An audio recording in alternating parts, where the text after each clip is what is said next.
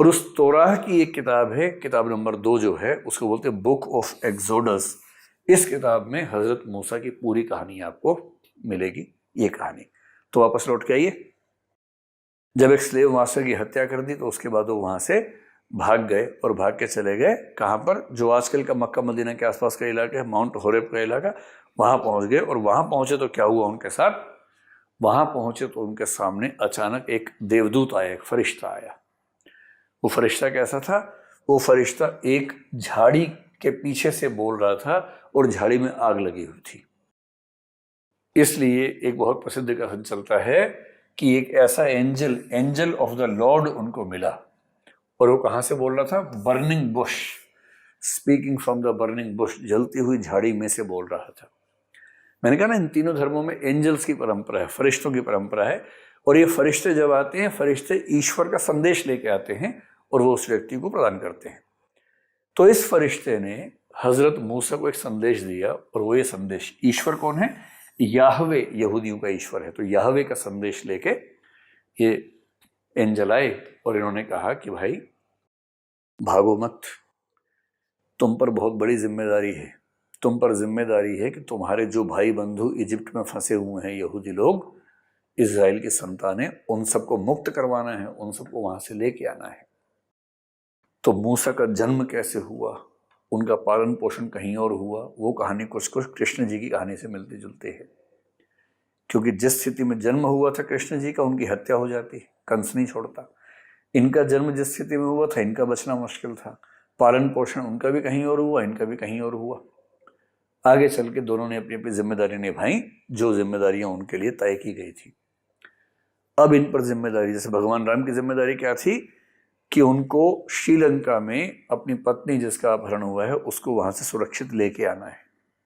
इनकी जिम्मेदारी क्या है, समुद्र पार, वहां भी समुद्र पार, यहां भी समुद्र पार, कि वहां जाकर अपने यहूदी भाई बहनों को, अपने पूरे समाज को वहां से लेके वापस आना है। क्योंकि वहां उनके साथ टॉर्चर हो रहा है, वहां उनको स्लेव की तरह इस्तेमाल किया जा रहा है। और जब इस फरिश्ते ने ये बात कही तो उसके बाद ये वापस गए फरोहा के पास, अपने भाई को ले गए। इनका भाई था एरोन, जिसको यारून कहते हैं इस्लाम में, वो भी एक पैगंबर माने जाते हैं, प्रॉफिट माने जाते हैं। हजरत मूसा बोलने में बहुत अच्छे नहीं थे, तो उन्होंने कहा ईश्वर से कि मैं चाहता हूं कि एरोन मेरे साथ जाए, जो मेरी बात राजा के सामने रखे। तो उनको परमिशन मिल गई थी। वहां गए और जो फरोहा था, यानी कि राजा था, उसके सामने गए, उसको बोले कि भाई देखो ऐसा ऐसा है, मुझे ईश्वर ने, याहवे ने संदेश दिया है कि मैं आपके पास आऊं और आपसे अनुमति मांगूं कि हमारे सारे यहूदी भाइयों को छोड़ दो, मैं उन सबको लेके जाना चाहता हूं। कहाँ ले जाना चाहता हूं, तो हमारी जो जमीन है इजराइल वाली, वहां लेके जाना चाहता हूं।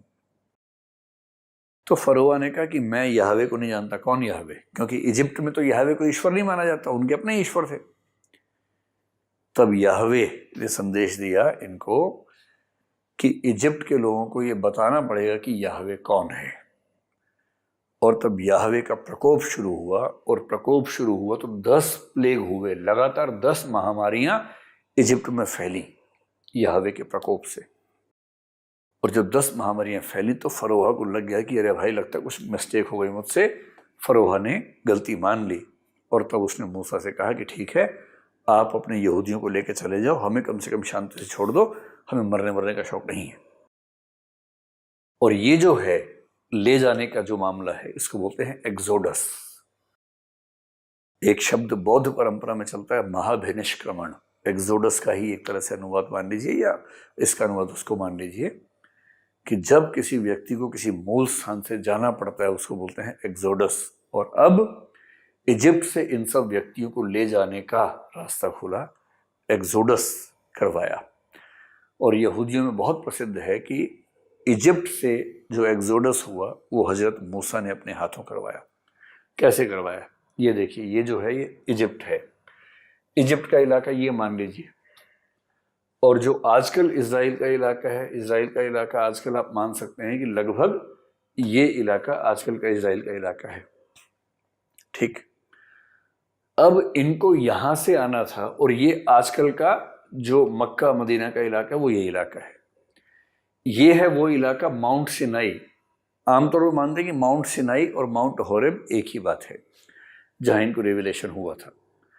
अब इनको इजिप्ट से सारी आबादी को लेके यहाँ आना था, तो एक तरीका तो था यहाँ से ला सकते थे, लेकिन उस समय हो सकता है कि इतने रास्ते ना पता रहे हों।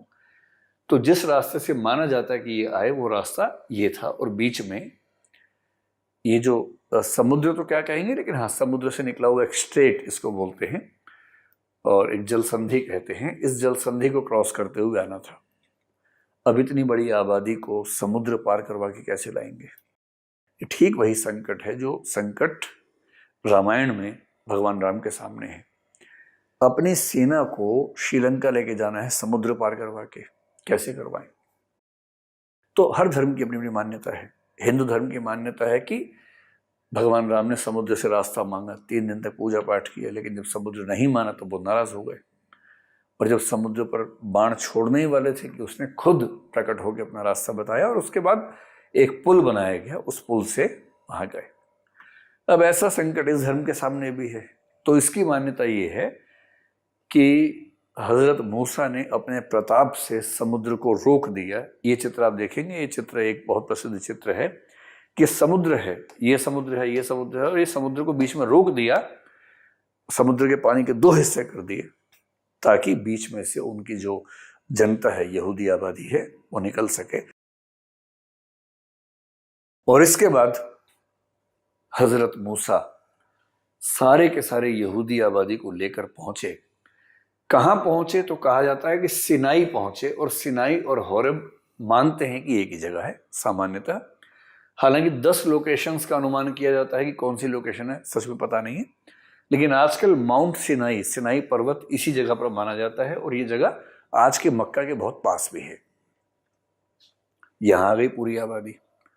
यहां आए तो इनको फिर ईश्वर ने एक संदेश भेजा, और संदेश भेज के 10 नियम बताए, जिसको यहूदी लोग 10 कमांडमेंट्स मानते हैं। 10 कमांडमेंट्स मतलब 10 आदेश जो ईश्वर ने आदेश दिए हैं अपने यहूदी लोगों को। वो 10 आदेश इनकी चेतना में रिवील हुए यहीं पर आने के बाद। उसके बाद ये, और एक बात और कहते हैं कि ईश्वर ने इनसे ये भी कहा कि इन 10 कमांडमेंट्स को एक प्लेट पर अंकित करवा लो, और उसको लकड़ी के एक संदूक में रखना संभाल के, क्योंकि वो मेरा साक्षात वचन है, उसको असुरक्षित तरीके से मत रखना। तो ये भी एक मान्यता है कि एक आर्क ऑफ वुड, एक लकड़ी की छोटी सी अलमारी में उसको बहुत अच्छे तरीके से और एक प्लेट पे लिखवा के, टैबलेट पे लिखवा के रखना था।